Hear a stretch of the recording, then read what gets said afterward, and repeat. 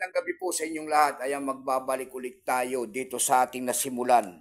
Ayan, nasimulan na adlikaing pangulikta ng barya. Kaya ako tayo nandito nagbigay ng kanyang mga presyo sa ating mga online selling. Isa naman tayong kolektor guys. Ayan. Magandang gabi po sa inyong lahat. Ayan, tignan natin ang pera na ito kung magkano ng kanyang bintahan sa ating online selling. Ayan po. Pera po yan guys ng Canada. Ayan, 5 cent po ng pera ng Canada coins year 1962. Ayan, tignan natin ito kung magkano na ang kanilang mga bilihan nito sa ating mga online selling. Pero bago yan, magpapasalamat muna tayo syempre po sa ating mga manunood at mga subscriber ko po dito sa aking YouTube channel. Ayan, Samuel Soriano TV29. Ayan. Magandang gabi po sa inyong lahat kung sa kayong panig ng mundo po. KFC po sa inyong lahat and God bless. Ayan. Maraming salamat din po sa mga masugid na manonood ko rin dyan sa aking FB page. Lalo na po yung mga pumapalo sa akin dyan ay ayan, magpapasalamat lamang ako sa inyong lahat guys. Ayan, magandang hapon po. Yun naman po sanang hindi nakapag-subscribe dito sa aking YouTube channel. Ang yayaan ko lang sana kahit malaking tulong na po sa aking maibibigay nyo po tulad ng pagpindot ng ating subscribe button, like and share para ma-update ko naman kayo sa mga bago ko pang ilalabas na video about coins guys. Ayan, tignan natin to. Pera po, issue po niyan, pera po ng Canada yan. Siya po si Queen Elizabeth II. Ayan.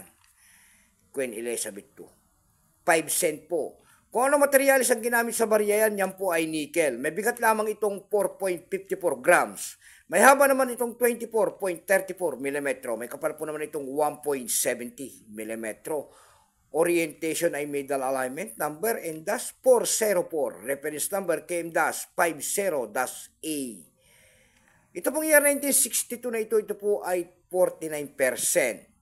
Kung ilang piraso po ang ginawa sa pera ng Canada na yan, hawak natin ito po ay 46,307,305 piraso po. May price appraisal na rin po yan kung tawagin ng ating mga kolektor doon sa ating numista. Ayan. Yung kanyang extra fine po doon na may extra fine po kung tawagin nila nito ay nagkakahalaga yan ng 11 pesos. Almost ang circulated ay 39. Ang circulated po niya ay nagkakahalaga po ng 47 pesos. Dumako tayo sa kanyang presyo. Doon sa ating eb.com na platform po, bintahan ng coins, pandaigdigan, mayroon na tayo nakapaskil doon na nagbebenta nito ng $5. Nasundan po ito ng $4.49. May 4 na piraso ng year 1962 doon. Binibenta niya po 4 na pirasong year 1962. Binibenta niya po ng $8.85. Dako tayo sa pangalawang website, sa Carousel PH. Sa Carousel PH naman po guys, meron tayo nakita nagbebenta nito ng 150 pesos.